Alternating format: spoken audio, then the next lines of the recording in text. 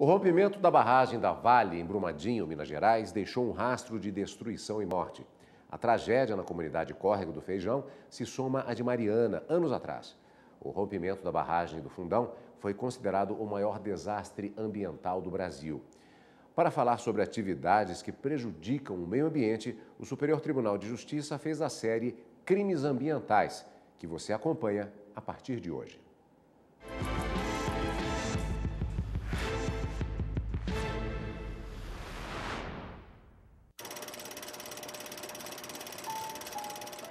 Há cerca de 3 anos, a barragem de Fundão, em Mariana, abrigava 55 milhões de metros cúbicos de rejeitos que vazaram com o rompimento.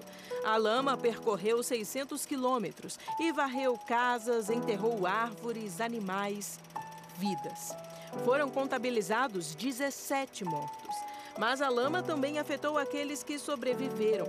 Como os rejeitos foram despejados no Rio Doce, diversas espécies de peixes morreram e os moradores que dependiam do rio ficaram sem água. De consequências ambientais ainda não totalmente conhecidas, a tragédia de Mariana motivou vários processos, principalmente contra a Samarco, mineradora responsável pela barragem. Alguns deles chegaram ao STJ. Em um deles, a Corte Especial decidiu que é de competência da primeira sessão discutir a obrigação da mineradora de fornecer água a uma das 30 áreas urbanas atingidas pelo rompimento da barragem.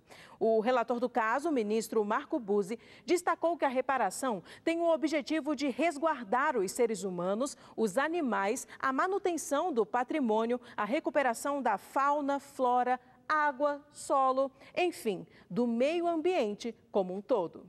De acordo com o IBAMA, atesta a reportagem, nenhuma das multas ambientais impostas a Samarco havia sido paga pela empresa. Já por conta da tragédia em Brumadinho, o órgão ambiental multou a Vale em 250 milhões de reais. Vazaram 3 milhões de metros cúbicos de rejeitos que devastaram 125 hectares de florestas. O presidente do Superior Tribunal de Justiça, ministro João Otávio de Noronha, comentou o assunto. Eu acho que é um grande desafio para todos. Nós estamos numa série de questões que precisam ser equalizadas. Equalizar significa conciliar. O que não pode é demorar a indenizar, a reparar o dano. A gente tem que pensar agora nas vítimas, nos filhos das vítimas, nas pessoas que precisam de assistência material urgente, além de uma assistência psicológica. Então eu acredito que justiça não se obtém apenas no judiciário. Justiça se obtém em qualquer mesa de conciliação.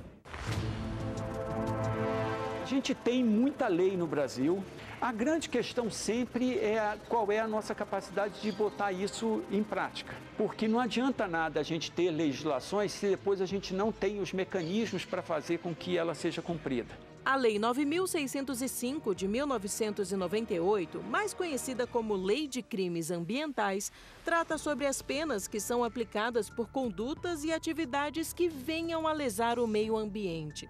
O artigo 2º estabelece que não só o autor do crime pode ser penalizado, mas também quem, sabendo da conduta criminosa, deixou de impedir a prática quando podia agir para evitá-la. Apesar de todo o aparato jurídico, os órgãos ambientais ainda encontram dificuldades em atuar no país. Se ele atua bem, defendendo, muitas vezes ele atrapalha os projetos políticos, porque muitas vezes ele impacta em grandes obras, porque você tem licenças, tem uma série... Então, assim, existe sempre um conflito entre a questão ambiental e a questão das propostas de várias outras pastas que estão mais ligadas ao processo de desenvolvimento. Com a criação de uma lei de crimes ambientais, houve uma sistematização desse setor de lidar com o crime ambiental, embora muitas penas continuam baixas, o que possibilita a prescrição do crime muito facilmente. Este professor diz que cada região é degradada de uma forma dependendo do tipo do solo, como acontece em Minas Gerais com a mineração. As atividades afetam não só o meio ambiente, mas também, direta ou indiretamente, as pessoas que vivem na região. problema do Brasil é que o meio ambiente está virando moeda de troca, né?